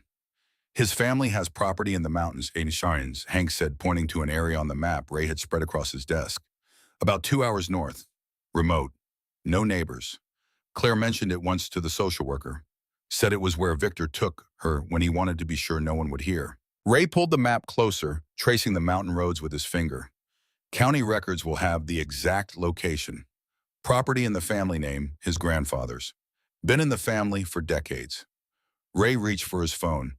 "I am bringing in my lieutenant and our child services liaison. We can get a search warrant for the cabin and an emergency custody order based on the restraining order and the documentation your sister left." He paused, looking at Hank with an expression that was part caution and part respect. "This is the right way, Hank. The legal way. The way that ends with Rosie safe and Victor behind bars, not the other way around." "I know," Hank said. "That is why I am here." Ray stood up. "My team is assembling in the conference room. We will need you there to answer questions about the property, the approach, anything you know about Hale's behavior patterns." As they walked down the hallway together, their boots clicking on the linoleum in different rhythms, Ray glanced sideways at his old acquaintance. "Never thought I would see the day when Hank Stone Donnelly would be working with cops." Hank's lips curved slightly. "Neither did I." The conference room was bright and organized, a controlled chaos of professionals doing what they had been trained to do. Officers clustered around a table covered with maps, laptops, and satellite imagery. Hank stood slightly apart, still feeling the pull of a lifetime spent on the other side of the law. But he stayed. For Rosie, for Claire, for the man he had promised to become. A female officer waved him over. "Mr. Donnelly, we need you to identify these locations." Hank stepped forward. He pointed out the roads. He knew the terrain he had ridden through on his motorcycle, the approaches to the mountain area where the cabin would be. His knowledge of the landscape, accumulated through years of riding, was detailed and specific. The officers exchanged looks of quiet surprise. They had expected a biker. They had gotten an asset. Over the next 2 hours, the plan took shape. County records confirmed the cabin's exact location registered to Hale's grandfather's estate. Cell tower data showed a phone registered to Victor Hale had been in the area for several hours. The signal was stationary. "He is there," Ray said, pointing to the blinking dot on a digital map. "With Rosie." The tactical team leader, a tall man named Lieutenant Grayson, with a military bearing and calm, precise voice, laid out the approach. Single-story structure, 2 exits, front and back, 3 visible windows, dense tree cover surrounding the property with limited open ground on approach. We go in at 2200 hours, Grayson said. Full darkness gives us cover. We establish a perimeter, confirm the child's presence, and make contact. Our priority is the safe recovery of the minor. Everything else is secondary. Hank listened, his hands flat on the table, his focus absolute. He had been part of tactical operations before, though never on this side of them. The discipline was different, measured, purposeful, no rage, no vendetta, just precision aimed at a single objective: bring Rosie home. Ray pulled him aside as the briefing wound down. Hank, I need to be clear about something. You are here because you have been helpful, but when we move in, I stay in the car. Hank finished the words bitter. I know. Ray considered him for a long moment. Actually, I was going to say you can come to the staging area, but you stay with me and follow every order exactly. One step out of line and you are in handcuffs until this is over. Hank blinked. You are letting me come? I have been doing this long enough to know that if I do not, you will follow us anyway. Ray's expression softened slightly. Besides, when we get Rosie out safely, she is going to need a familiar face. Someone she trusts. Thank you. Do not thank me yet. This could still go sideways. Ray handed him a bulletproof vest. Hank held it, feeling its weight, so different from the leather vest he had worn for 2 decades. That vest had been armor for a man looking for a fight. This one was armor for a man trying to prevent one. He strapped it on. The hours crawled. Hank sat in a plastic chair in the hallway outside the conference room, drinking bad coffee from a paper cup, watching officers move with quiet urgency. He checked his phone. No messages. He checked the time. He checked his phone again. He thought about Rosie. Was she afraid? Was she crying? Had Victor hurt her? The thoughts were a kind of torture more effective than anything the physical world had ever done to him. He had been beaten, stabbed, shot at, left for dead on the side of a road. None of it compared to the helplessness of not knowing whether a 4-year-old girl was safe. He pulled out the photograph and studied Claire's face. She was laughing in the picture, her head tilted toward him, her hair caught by the wind. She looked young and unbroken and full of a future that had not yet betrayed her. I am coming, Claire, he whispered. I am doing it your way. At 9 o'clock, the team began to move. Vehicles loaded in the underground garage, dark sedans, and an unmarked van, no sirens, no lights. Hank rode shotgun with Ray in an unmarked car near the back of the convoy. The night was cold and clear, the sky crowded with stars that seemed indifferent to the urgency below them. They drove in silence for most of the trip. The road climbed into the mountains, winding through forests so dense the headlights barely penetrated. Hank stared out the window, his jaw set, his hands resting on his knees. You know, Ray said without taking his eyes off the road, I always thought you would end up dead or in prison. Never thought I would see you in a squad car heading to rescue a kid. Hank said nothing for a moment. Then, makes 2 of us. What changed, really changed? Hank thought about the question. The honest answer was complex, a tangle of guilt and grief and a letter written in lemon juice and a child's drawing and the sound of a small voice calling his name. But the simplest version was also the truest. I found out I was somebody's uncle, he said.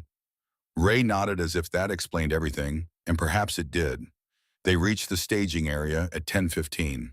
A dirt pullout 100 yards from the cabin, shielded from view by a bend in the road and heavy tree cover. The team moved in silence, communicating by hand signals and whispered radio. Hank could see a single light glowing in the cabin's window, a yellow square against the black forest. Somewhere inside that square of light, Rosie was waiting. Ray's radio crackled. All units in position, no movement detected inside. Copy that, Ray responded. He turned to Hank. We are going in. Stay behind me. Do exactly what I say. Hank nodded, his heart hammered against the vest. They moved through the shadows, each step deliberate, the frozen ground muffling their boots. 4 officers flanked them, weapons drawn but lowered. The cabin grew larger as they approached, resolving from a shape in the darkness to a real place with real walls and a real door behind which a real child waited. Hank noticed a small bicycle leaning against the porch wall. Child-sized. Training wheels. Victor had bought it. The thought of the man purchasing a toy for the daughter he had terrorized her mother over sent a wave of revulsion through Hank, so powerful he had to steady himself against a tree. Not now, Ray whispered, reading his face. Focus. Hank breathed. He focused. They reached a position 20 feet from the front door. Ray raised his hand. Victor Hale, he called, his voice firm and controlled. This is Detective Beckett with the state police. We need to speak with you. The night held its breath. Wind moved through the pines. An owl called from somewhere deep in the forest. Then the porch light flickered on, casting harsh white light across the clearing, and the door opened slowly. Victor Hale stood in the doorway. He was wearing different clothes than this morning, a casual sweater and slacks, as though he had changed for the evening the way a normal person might after a normal day. His expression was calm, almost amused, the expression of a man who believes he holds all the cards, even when the table is surrounded. "Can I help you, officers?" he asked, leaning against the doorframe with studied casualness. "It is rather late for a house call." The sound of his voice made Hank's blood sing with rage. He clenched his fists at his sides. Then he unclenched them. Then he clenched them again. "We are here for Rosie Ray," said, his voice steady and authoritative. "We know she is inside." Victor's expression did not change, but something behind his eyes recalculated. "My daughter is asleep. What business do you have disturbing us at this hour?" Hank stepped forward. Ray's hand shot out to stop him, but Hank kept his voice level. "She is not your daughter, Victor. Not in any way that matters." Recognition flashed across Victor's face. The biker, he said, and the word carried the weight of everything he thought about Hank. Every judgment, every dismissal, every certainty that a man with tattoos and a criminal record was beneath consideration. "You are persistent, I will give you that." "Let her go," Hank said. "It is over." Victor laughed, and the sound in the quiet mountain night was hollow and ugly. "Over, you have no idea what you are dealing with. Rosie belongs with her father, the courts will agree." "Not with your record," Ray interjected. "Not with the restraining order. Not with the documentation Claire left behind. Not with the breaking and entering and assault charges from this morning." For the first time, something cracked in Victor's composure. His smile thinned, his eyes darted left and right, taking in the officers moving into position around the cabin. "Lies," he said, "all lies and fabrications." And then from inside the cabin, a small voice. "Uncle Hank," the words floated through the doorway like a signal fire. Hank's entire body went rigid. Behind Victor, in the warmth and light of the cabin's interior, Rosie appeared. She was wearing pajamas he did not recognize. Her hair was messy. She clutched a stuffed animal to her chest. And her eyes, Claire's eyes, found Hank in the darkness beyond the porch and locked onto him with an intensity that made everything else disappear. Victor spun around and grabbed Rosie's arm, pulling her behind him. "Get back inside." He snapped the charm, stripped away completely. The real man visible now in the grip of his hand on a child's arm and the snarl in his voice. Something dangerous rose in Hank. The old violence coiled and ready, demanding release. His hands curled into fists. One step forward and he could reach Victor. One blow and the man would drop. 10 seconds and it would be over. But Rosie was watching him. Through the gap between Victor's arm and the doorframe, her eyes were fixed on his face. Frightened, yes, but also waiting. Watching to see what he would do, who he would choose to be. Claire's words. The last message of a dying woman who had known her brother better than he knew himself. Show her there is another way. Hank unclenched his fists. He raised his hands slowly, palms open, and took one careful step forward. "Victor," he said, and his voice was quiet and steady and carried no threat at all. "Let her go. Do not make this worse for yourself." "You think I am afraid of you?" Victor snarled. "No," Hank replied, "but look around you." For the first time, Victor truly saw what surrounded him. Officers in tactical positions at every corner of the cabin. Weapons drawn. No escape route that did not end in handcuffs or worse. "Last chance," Ray said from behind Hank. "Release the child and come out with your hands visible." Victor's eyes darted. Hank could see the calculation happening in real time, the desperate search for leverage, for control, for any angle that might restore the power he was losing with every passing second. "Victor," Hank said once more, "it is over." And something in the calm certainty of those words, in the absence of violence, where Victor had expected violence, in the quiet strength of a man who had chosen restraint over rage, seemed to break something in Victor Hale that anger never could have reached. His grip on Rosie's arm loosened. She pulled free and ran. Down the porch steps, across the frozen ground, small feet barely touching the earth. She ran straight to Hank, colliding with his chest, her arms wrapping around his neck with a strength that seemed impossible for someone so small. "I knew you would come," she whispered into his shoulder. Hank held her. He closed his eyes. He felt the cold night air on his face and the warmth of her body against his chest and the beating of two hearts that had found each other in the dark. Behind them, officers moved in. Victor shouted and struggled and made threats that the mountains swallowed without echo. Handcuffs clicked. Radio chatter filled the clearing. The operation unfolded with the precision of people who knew exactly what they were doing. But Hank heard none of it. "I will always come for you, Rosie," he said, his voice breaking. "Always." She pulled back just enough to look at his face. Her cheeks were wet with tears, but she was not crying anymore. Her expression held something that no 4-year-old should have to carry, but that this one wore with a grace inherited from her mother. It was the look of someone who had been afraid for a very long time and had just in this moment stopped.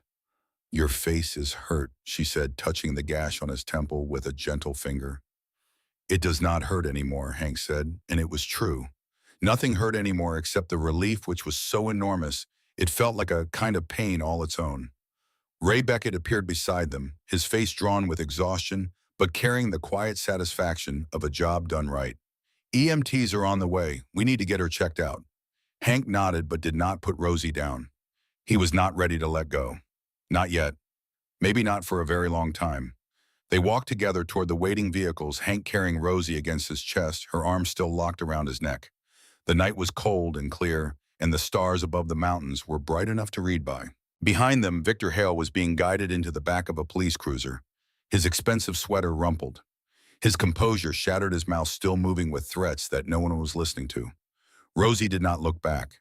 She pressed her face into Hank's shoulder and breathed deeply the way a child breathes when they have finally found the one place in the world where they feel safe. As they reached the cars, Ray's radio crackled with confirmation that the area was secure. Hank stood in the cold mountain air, his breath forming clouds of the weight of the child in his arms, both impossibly light and the heaviest thing he had ever carried. He looked up at the sky, at the vast and different spread of stars. And somewhere between the exhaustion and the relief and the gratitude and the grief, he felt Claire's presence. Not as a ghost, not as a voice, but as a warmth in his chest that had not been there before. A certainty that wherever she was, she could see this moment. She could see her daughter safe in her brother's arms. And she was at last at peace. "Thank you, Claire," Hank whispered into the night. "I understand now." Rosie stirred against his shoulder. "Uncle Hank, yeah, kiddo, can we go home?" Hank closed his eyes. Home. Such a small word for something he had spent 58 years failing to find. "Yes, sweetheart," he said. "We are going home." He climbed into the back of Ray's car, Rosie still in his arms, and as they pulled away from the cabin and the mountain and the place where everything had almost ended differently, Hank Donnelly watched the red and blue lights fade in the rearview mirror and felt for the first time in his life that he was driving towards something instead of away from it. Morning sunlight streamed through the hospital window, painting warm rectangles on the linoleum floor. The room smelled of antiseptic and the faint sweetness of juice boxes.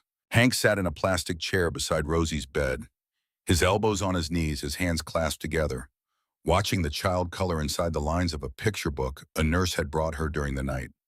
She had slept deeply, more deeply than Hank had seen her sleep before, as if the resolution of fear had unlocked something in her body that exhaustion alone could not. The doctors had insisted on keeping her overnight. A few bruises on her arm where Victor had gripped her. Slight dehydration. The psychological toll of the ordeal which they measured in careful questions and gentle observation. Hank had not left her side. He had refused treatment for his own injuries until Rosie had been examined, and even then he had only allowed the nurse to clean and bandage the gash above his eyebrow while he sat in a chair positioned to maintain a clear line of sight to Rosie's bed across the room. "Look," Rosie said, holding up her coloring book. "I made the sky purple." Hank leaned forward. His face softened in a way that still felt new, like a muscle he was learning to use after years of atrophy. "That is beautiful," he said. "Very creative." She nodded seriously and returned to her work, the tip of her tongue poking out between her lips in concentration. The bruises on her arm were visible above the hospital gown. Yellow-green marks in the shape of adult fingers. Hank looked at them and felt a cold fury settle in his chest, but he breathed through it the way he had been breathing through every violent impulse since the night on the cliff. The anger was still there. He suspected it would always be there. but it was no longer in charge. A soft knock on the door. Detective Ray Beckett stood in the doorway, his tie loosened and dark circles under his eyes, suggesting a night with very little sleep. "Morning," Ray said. "How is our brave girl doing?" Hank nodded toward Rosie. "Doctors say she is doing well. Physically, at least." Ray stepped inside, keeping his voice low. "Victor Hale is being processed. Between his prior record, the restraining order, the kidnapping charges, and the assault on you, he is looking at serious time. His lawyer is already trying to negotiate, but the evidence is overwhelming. Claire's documentation alone would bury him." "Good," Hank said. The word was simple, but it carried the weight of everything he had chosen not to do on that clifftop. Victor would face justice in a courtroom, not in a shallow grave in the mountains. Claire's way, the right way. "We will need statements from both of you eventually," Ray continued. "But there is no rush, and the child welfare folks will want to discuss her future," Hank finished. Ray studied him for a moment. The fluorescent light was unkind to both of them, highlighting the fatigue lines and the accumulated evidence of a long night. But something in Hank's eyes had changed. Ray could see it, the hard edge still there, but underneath it, something warmer. Something patient. "You know," Ray said, "when I first met you, I pegged you for trouble. The tattoos, the vest, the record." "You were not wrong," Hank replied. "That was me for a long time, maybe. But that is not who I saw last night." Ray placed a business card on the small table beside Hank. "Call me when you are ready to discuss next steps. There is paperwork for temporary guardianship we can get started on." Hank's head came up. "Guardianship," Ray allowed himself a small smile. "You are her uncle. With Victor's situation and your sister's documented wishes, there is a strong case." His gaze moved to Rosie, who was now drawing circles around the purple sky with a green crayon, creating something that looked like northern lights. "Plus, I have seen how she looks at you." After Ray left, a nurse came in with discharge papers and a list of instructions. "Diet, rest, follow-up appointments, signs to watch for." When she mentioned possible counseling for Rosie, Hank nodded without hesitation. "Whatever she needs," he said. "Whatever it takes." The nurse studied his face, the bandaged wound, the tattoos on his knuckles, the leather jacket draped over the back of his chair, and whatever she saw apparently passed her assessment because she smiled and said, "She is lucky to have you." Hank nearly said something about luck having nothing to do with it, about how Rosie's presence in his life was the result of a dead woman's faith in a snowstorm and a decision made on a cliff with a gun in his lap. But he just nodded because explaining the full truth to a nurse in a hospital room felt like trying to pour an ocean into a paper cup. The afternoon passed quietly. Rosie colored, Hank sat, nurses came and went. At one point, a doctor stopped by to check Rosie's vitals, and Hank watched the interaction with the fierce attention of a man who was learning that protection meant not just standing between danger and the people you love, but also knowing their blood pressure and when they last ate and whether the bruise on their arm was getting better or worse. Ray returned later that day with an update. Victor's lawyer had attempted to frame the situation as a custody dispute, arguing that a father had every right to retrieve his child. The argument had collapsed within minutes when the prosecution presented Claire's restraining order, the documented history of abuse, the evidence of forced entry and assault, and the testimony of 3 witnesses who had seen Victor's men surveilling Hank and Rosie at the park. "The DA is adding charges," Ray said. "Kidnapping, assault, breaking and entering, endangering a minor." His bail was set at $500,000. Even with his resources, he is not going anywhere soon. Hank absorbed this. And the guardianship, Ray leaned against the doorframe. "Family court is separate from criminal proceedings, but Victor's arrest strengthens your position significantly. Karen Prescott is preparing the recommendation. Combined with Claire's emergency plan, you have a strong case." He paused. "There is one thing you should know. Victor's lawyer may try to use your record against you. Assault charges, the club affiliations. They will paint you as unfit." Hank looked at Rosie, who was now drawing a house with a purple door on a fresh page. "Let them," he said. "I am not going to pretend to be something I was not. But I am not that person anymore, and every day I am alive is proof." The hospital discharged Rosie the following morning. Hank carried her out through the sliding glass doors into a day that was bright and cold and smelled like pine and possibility. He had borrowed a car seat from Mrs. Kovich and installed it in the back of the sedan with the help of a YouTube video that he watched 3 times before getting it right. Rosie climbed in and buckled up with practiced ease. She had done this before in other cars fleeing other dangers. The thought made Hank's jaw tighten. No more running. From now on, they would stand their ground. They drove back to Hank's apartment, where the broken kitchen window had been temporarily patched with cardboard and duct tape by the building superintendent. The place looked exactly as terrible as Hank remembered. Glass fragments he had missed still glinted in the carpet. The blood stain on the kitchen floor had dried to a dark brown smear. The burnt eggs were still in the pan. "Wait here," Hank told Rosie, setting her on the couch. He spent 30 minutes cleaning, sweeping glass, scrubbing the floor, throwing away the ruined food, opening windows to let the cold air push out the smell of violence and burnt grease. When he was done, the apartment was still sparse and inadequate, and nothing a child deserved. But it was clean. It was a start. That first night back, Hank put Rosie to bed and then sat at the kitchen table with a legal pad and a pencil. He had never been a man who made plans. Plans required believing in a future, and for most of his life, the future had been a concept as foreign as kindness. But now he had a reason to plan. He had a reason to believe that tomorrow mattered. He made a list. Things Rosie needs. He wrote it in block letters at the top of the page, then sat there for a long time, the pencil hovering, because the list was so long, it felt infinite. A real bedroom, a school, a doctor, a dentist, clothes that fit, books, a park to play in, safety, stability. Someone who would be there every single morning when she woke up and every single night when she fell asleep. Someone who would never leave. Hank stared at the list and felt the weight of it. Then he picked up the pencil and added one more item at the bottom. A better man. He underlined it twice. When they were alone again, Rosie closed her coloring book and looked at Hank with an expression that was suddenly serious. The playfulness of the morning had given way to something older, a gravity that 4-year-olds should not possess, but that this one had earned through experience no child should have. "Are we going home now?" she asked. Hank hesitated. Home. His apartment had a broken window, bloodstains on the kitchen floor, and the lingering presence of violence in every corner. It was not a home. It never had been, not even before all of this. It was a place where a man without connections had stored his body between stretches of empty road. "Yes," he said, "but we might need to find a new home soon, a better one, with a room just for you." Rosie considered this with the seriousness of a judge weighing evidence. "Will you stay with me forever?" Hank moved from the chair to sit on the edge of her bed. The mattress dipped under his weight. Gently he took her small hand in his rough one and marveled as he did every time at the contrast. His hand was scarred and calloused and inked with fading letters. Hers was smooth and tiny and perfect. Together they looked like a before and after photograph of what life does to a person or what it could do differently given the chance. "Rosie," he said softly, "I promise you will never be alone again. We are family, and family sticks together." She studied his face the way she always did, checking for cracks in his certainty for any sign that the words might not hold. Whatever she found must have satisfied her, because she nodded once decisively with the confidence of a child who has chosen to believe.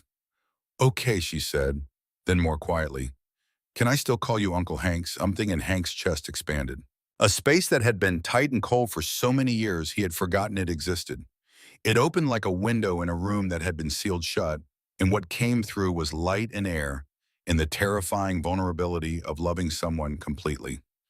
"You can call me whatever you want, kiddo," he said, his voice rough. "I will always answer." Rosie smiled. A real smile, the first one Hank had seen, that reached all the way to her eyes and stayed there. She held out her arms, and he gathered her against his chest, feeling her small heart beating next to his, and outside the window, the morning sun climbed higher, burning away the last shadows of the night. The weeks that followed were the hardest and the most important of Hank Donnelly's life.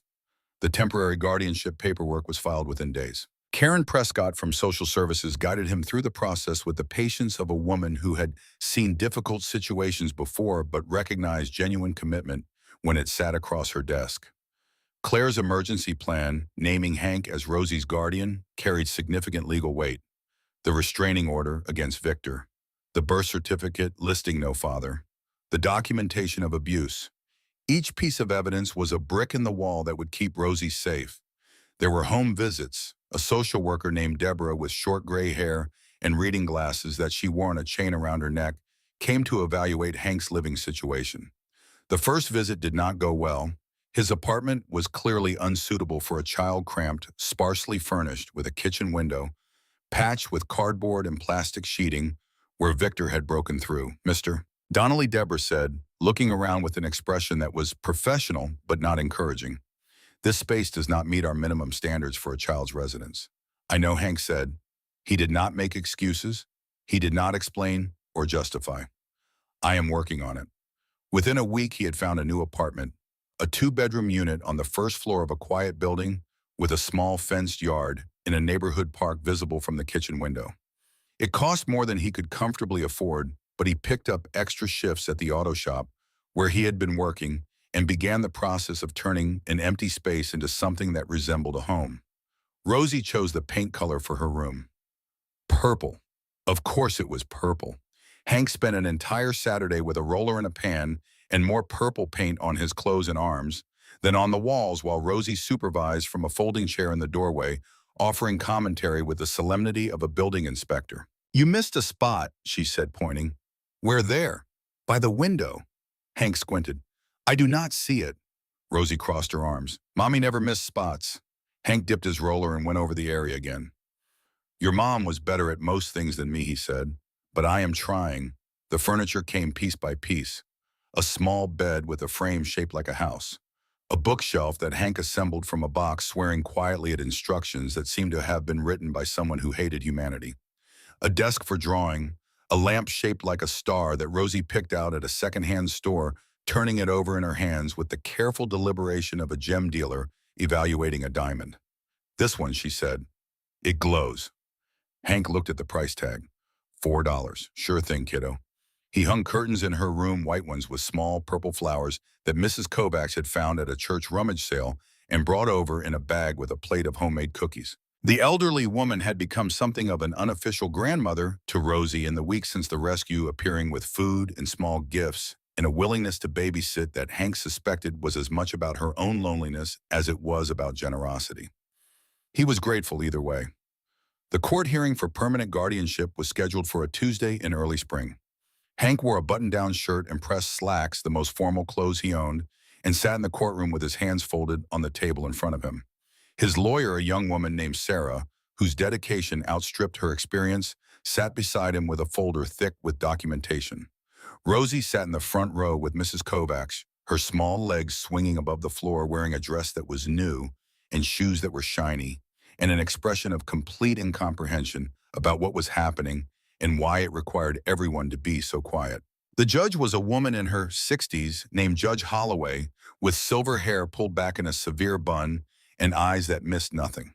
She reviewed the case file, asked questions of the social worker, examined the documentation Claire had left behind, and listened to Ray Beckett testify about Victor Hale's criminal behavior and the circumstances of Rosie's rescue. Then she turned to Hank. Mr. Donnelly, she said, her voice carrying the practiced neutrality of someone who had presided over 1,000 cases and learned long ago that truth hides in unexpected places. I have reviewed your record. It is not insignificant. No, ma'am, Hank said. It is not.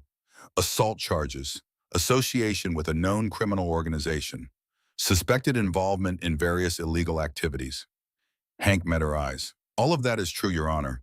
I am not going to sit here and pretend to be someone I was not. I spent most of my adult life making bad choices and hurting people.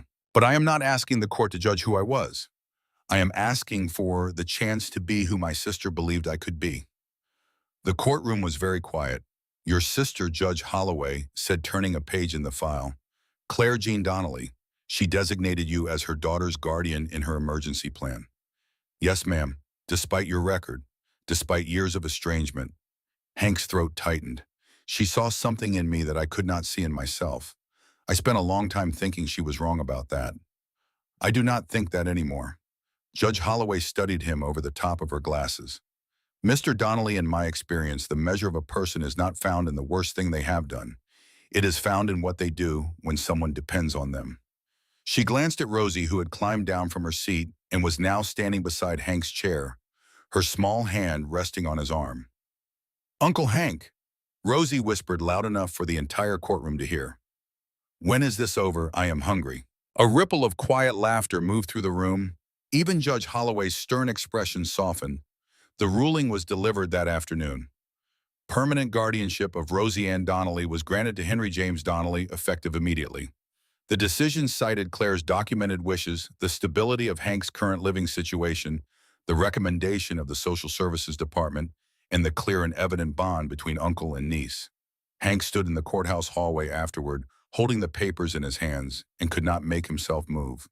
The words on the page were legal language, formal and precise, but what they meant was something so vast and terrifying and wonderful that his mind could not hold all of it at once. Rosie tugged on his shirt. Uncle Hank, you said we could get ice cream if I was good. He looked down at her. Were you good? She nodded solemnly. I was very good. I only talked one time and it was important. What did you say? That I was hungry? Hank laughed.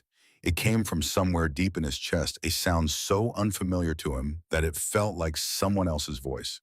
But it was his. It was a sound he was learning to make. They got ice cream. Rosie chose strawberry. Hank got coffee, which Rosie declared disgusting after stealing a taste. They sat on a bench outside the courthouse eating their cones in the warm afternoon sun, and for a few minutes the world was simple. Spring turned the corner into early summer. The trees along their street burst into green. The neighborhood park, which had become their daily destination, filled with children whose names Rosie was slowly learning. She was enrolled in a preschool program 3 mornings a week, and each day when Hank dropped her off, she clung to his leg for exactly 30 seconds before letting go and walking through the door without looking back. The 30 seconds never got shorter, but the letting go got easier, and Hank understood that this was how trust worked. It was not the absence of fear, it was the decision to move forward despite it. Hank's own transformation continued in ways that surprised him. He attended a parenting class at the community center, sitting in a circle of men and women half his age taking notes in a small notebook with a pencil that kept breaking because he gripped it too hard. He learned about positive reinforcement and consistent boundaries and the importance of routine. He learned that saying "I am proud of you" meant more to a child than any toy, and that listening was more powerful than speaking, and that admitting you did not know the answer was not weakness, but a form of honesty that children respected. He started seeing a counselor. This was harder than anything else. Harder than the writing, harder than the club, harder than the night on the cliff with the gun in his lap. Sitting in a quiet room with a woman named Dr. Ellsworth, who had kind eyes and a voice like still water, and talking about the things he had done and the things that had been done to him. The violence of his childhood, the violence he had chosen, the sister he had abandoned. You carry a great deal of guilt, Dr. Ellsworth observed one afternoon. Hank stared at his hands. I earned it, perhaps, but guilt is only useful if it motivates change. Beyond that, it becomes a prison you build for yourself. She paused. Your sister did not send Rosie to you because she wanted you to suffer. She sent her because she wanted you to live. The counseling helped, not in dramatic breakthroughs or sudden revelations, but in small shifts that accumulated over time. Hank began to sleep better. He began to eat meals at regular hours instead of whenever hunger became impossible to ignore. He stopped reaching for beer when the evening got quiet and reached for a book instead, or for the coloring crayons that Rosie left scattered across the kitchen table.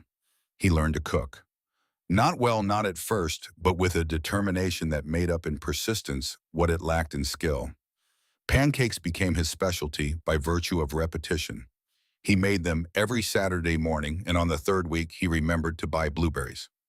Rosie ate 6 pancakes that morning and declared them the best she had ever had, which Hank knew was not true but accepted as the highest compliment of his life.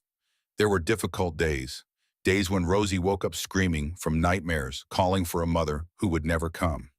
Hank would sit on the edge of her bed and hold her hand and say, I am here, I am right here, until the shaking stopped and her breathing steadied. He did not try to replace Claire. He did not pretend the grief was not real. He simply sat with her in it, a large, quiet presence in the dark, and waited for the storm to pass. There were days when his own demons surfaced. Days when the rage came back sudden and scalding, triggered by a car backfiring on the street or a man's raised voice in a grocery store. Days when the craving for the old life, for the simplicity of violence, for the numbness of alcohol pressed against his ribs like a fist. On those days, he would step outside onto the porch and breathe and look at the sky and think of Claire's words until the pressure eased. Some days it did not ease. Some days he white-knuckled his way through the hours and collapsed into bed after Rosie was asleep and lay in the dark staring at the ceiling, wondering if he was capable of sustaining this new version of himself, or if the old Hank, the one called Stone, was simply waiting in the wings for an opportunity to reclaim the stage. But each morning he got up. He made breakfast. He walked Rosie to preschool. He went to work. He came home. He cooked dinner. He read stories. He checked for monsters. And each day that he did these things, the new life became a little more real, and the old one faded a little further into memory. Gus Harmon came to visit one Sunday. He stood in the doorway of the new apartment, looking around at the purple bedroom and the star-shaped lamp and the drawing on the refrigerator, and shook his head slowly. "Never would have believed it," Gus said. "Stone Donnelly, domestic man." "Hank," he corrected.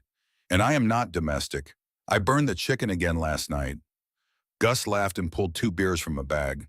Then he looked at Hank and put them back. "Right, sorry, forgot." Hank had not had a drink in 3 months. It was not the longest he had gone without alcohol, but it was the first time he had stopped by choice rather than circumstance. The decision had been quiet made one evening when he realized that the beer in his hand was not making anything better and was making several things worse. He had poured it down the sink and had not bought another. "Coffee," Hank offered instead. They sat on the porch while Rosie played in the yard chasing the cat from next door that had adopted their garden as its personal territory. "She looks happy," Gus said, watching Rosie. "She is getting there," Hank said. "We both are." Gus was quiet for a moment. "Claire would be proud of you." The words landed on Hank like a hand on the shoulder. He looked at his old friend, this man who had known him at his worst, and was seeing him now at something approaching his best, and felt the complicated gratitude of someone who has been given a second chance he did not earn. "I hope so," he said. Pastor Jim came to visit as well. He brought the Bible Claire had left at his church, the one Hank had held months ago, in an office that smelled of old paper and quiet faith. Hank accepted it and placed it on the bookshelf in the living room, between a book about motorcycle repair and a children's illustrated guide to the solar system. He did not read it often, but sometimes late at night when the apartment was quiet and Rosie was sleeping and the world outside was dark, he would open it and find the passages Claire had underlined. Her handwriting in the margins, small notes and thoughts and questions that she had written in the solitude of a life lived in hiding. Reading them felt like hearing her voice, faint and distant, but present, as if she had left pieces of herself scattered through the pages for him to find. One passage she had circled 3 times. "Be strong and courageous. Do not be afraid. Do not be discouraged. For the Lord your God will be with you wherever you go." Hank was not a religious man. He did not know if he believed in God or heaven or any of the things Pastor Jim spoke about with such certainty, but he believed in Claire. And if she had found strength in these words, then they were strong enough for him. Ray Beckett called periodically with updates on the case. Victor Hale's trial was proceeding through the system with the relentless machinery of justice. His lawyer had tried every angle: custody rights, character attacks on Hank, claims of misunderstanding. Each argument was dismantled by the evidence Claire had spent years carefully, secretly documenting. The trial concluded in August. Victor Hale was convicted on charges of kidnapping, assault, breaking and entering, and endangering a minor. He was sentenced to 12 years. The judge noted the pattern of domestic violence, the restraining order, and the calculated nature of the kidnapping as aggravating factors. Hank heard the verdict over the phone while standing in the kitchen, watching Rosie through the window as she watered the flowers in the yard. He thanked Ray and hung up and stood there for a long time, feeling something he could not immediately name. It was not satisfaction. It was not joy. It was something quieter and deeper. It was the knowledge that the system Claire had never fully trusted had in the end done what it was supposed to do. That the path Hank had chosen, the harder path, the slower path, the path that did not end in blood, had led to this moment. A man in prison, a child in a garden. Justice served not by violence but by patience and evidence, and the quiet courage of a woman who had documented her suffering so that it could one day speak for her. That evening, Hank made dinner, chicken only slightly overcooked with mashed potatoes and green beans. Rosie ate everything on her plate, which was still a minor miracle that Hank never took for granted. On a warm evening in June, Hank sat on the back porch of their new apartment, watching Rosie play in the small fenced yard. She had a watering can and was tending to a row of flowers they had planted together the previous weekend. Marigolds and petunias chosen by Rosie for their colors and by Hank for their resilience. Hard to Kill, the woman at the garden center, had told him which seemed like an appropriate criterion. The sun was setting, casting the yard in gold. Fireflies had begun to appear, blinking their cold light among the flowers. Rosie chased them with her watering can, laughing each time one blinked just out of reach. Hank watched her and felt the fullness of the moment press against the walls of his chest. This was what Claire had wanted, not vengeance, not violence. This, a yard, flowers, a child laughing in the last light of the day. He reached into his wallet and pulled out the photograph. It was more worn now than when Rosie had first held it out to him in the snow. The edges were soft as cloth.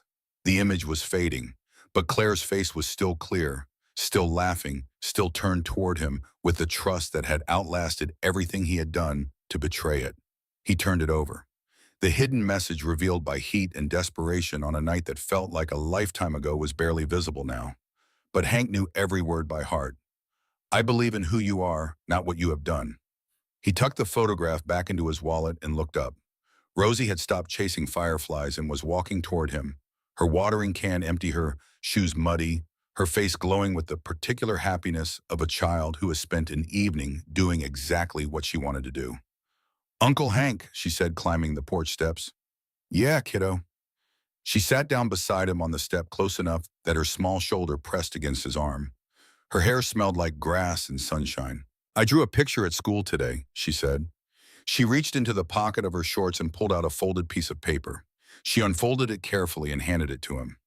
Hank looked at the drawing. It was rendered in the bold, imprecise strokes of a child who had not yet learned that art was supposed to be difficult. Two figures stood in front of a house with a purple door. One was tall and broad with dark hair and large hands. The other was small with brown pigtails and a bright purple coat. Between them at their feet was a row of flowers in every color Rosie's crayon box could produce. Above the figures in letters that were crooked but legible, she had written, "To I, my family." Hank stared at the drawing for a long time. The evening light was fading, and the fireflies were multiplying, and somewhere down the street a dog was barking, and in the kitchen behind them a timer was going off for the chicken he had put in the oven 40 minutes ago, and none of it mattered because the entire world had narrowed to this piece of paper and the two words written across the top in a child's uncertain hand. My family.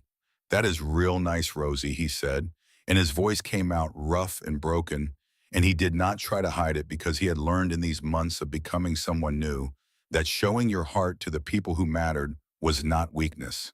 It was the bravest thing a person could do. Can we put it on the fridge? Rosie asked. Yeah. Hank stood up, folding the drawing carefully and holding it against his chest the way Rosie had once held the photograph, like it was the most important thing in the world. Because it was. They went inside together. Hank pinned the drawing to the refrigerator with a magnet shaped like a motorcycle that Mrs. Kovacs had given him as a housewarming joke.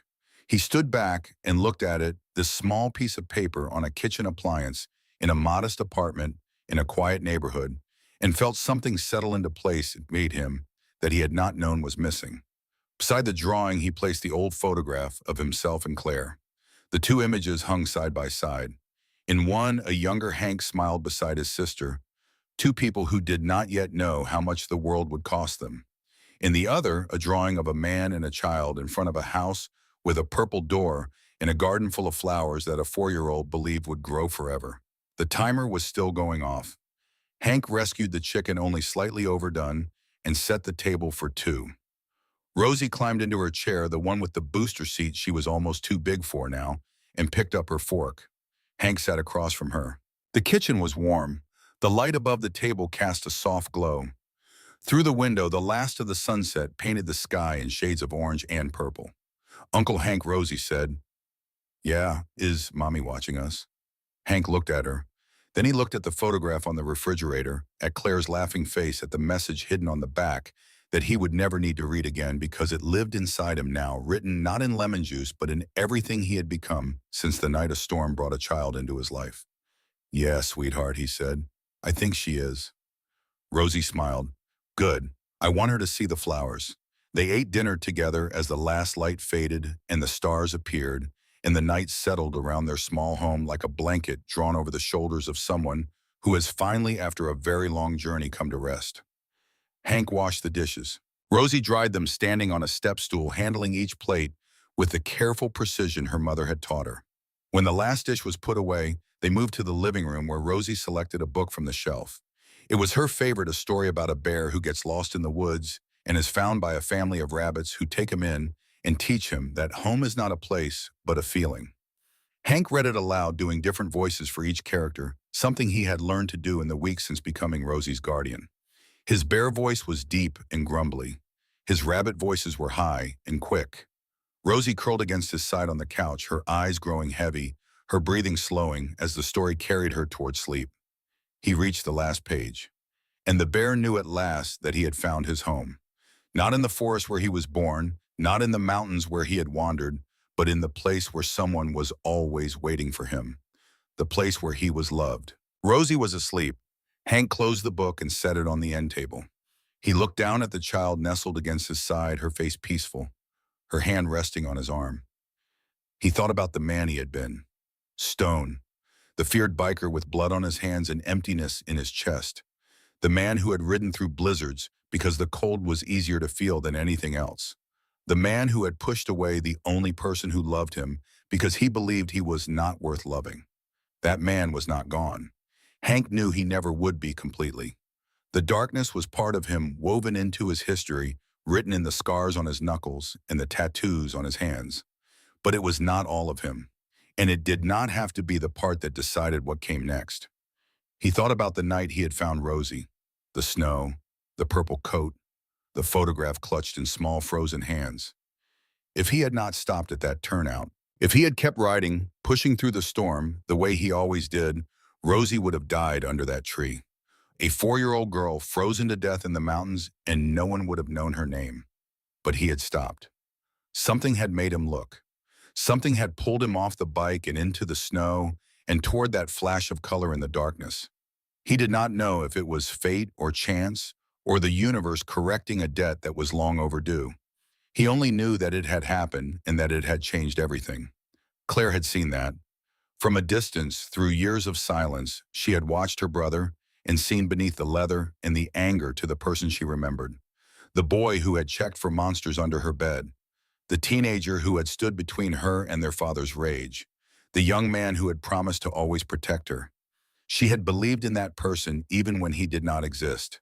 And by believing, she had made him real. Hank carefully lifted Rosie and carried her to her bedroom. The purple walls glowed faintly in the light from the star-shaped lamp. He tucked her into bed, pulling the covers up to her chin, adjusting the stuffed bear beside her pillow. "Good night, Rosie," he whispered. She stirred without waking.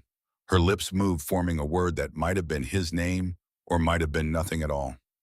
He stood in the doorway, watching her sleep, and felt a promise he had made on a dark night months ago settle around him like something permanent. "I will protect you at all costs, with everything I am." He pulled the door almost closed, leaving it open a crack so the hallway light could find its way in. In the kitchen, he poured himself a glass of water and stood at the counter looking at the 2 images on the refrigerator. The photograph and the drawing, the past and the present, Claire's faith and Rosie's love. He took the photograph down carefully, held it one more time, studied Claire's face, her smile, the way her head was tilted toward him, as if she already knew even then that he was the one she would trust with everything. "I kept my promise," Claire Hank said quietly. He said it to the photograph and to the memory, and to the empty kitchen, and to the night outside, and to whatever part of his sister might still exist in the spaces between stars. Then he placed the photograph back on the refrigerator beside Rosie's drawing and stood there in the quiet kitchen of his quiet home, a man who had come in from the cold at last. The night was still. The house was warm. Somewhere in the yard, the flowers they had planted were growing in the dark, reaching toward a morning that would come as mornings always do, carrying with it the light. And in the bedroom at the end of the hall, behind a door left open, just a crack, a little girl slept soundly with a photograph on her nightstand and a drawing of 2 stick figures on her wall, in the absolute certainty born of experience and tested by fire that she was safe, that she was home, that someone would always be there when she called. Uncle Hank, always.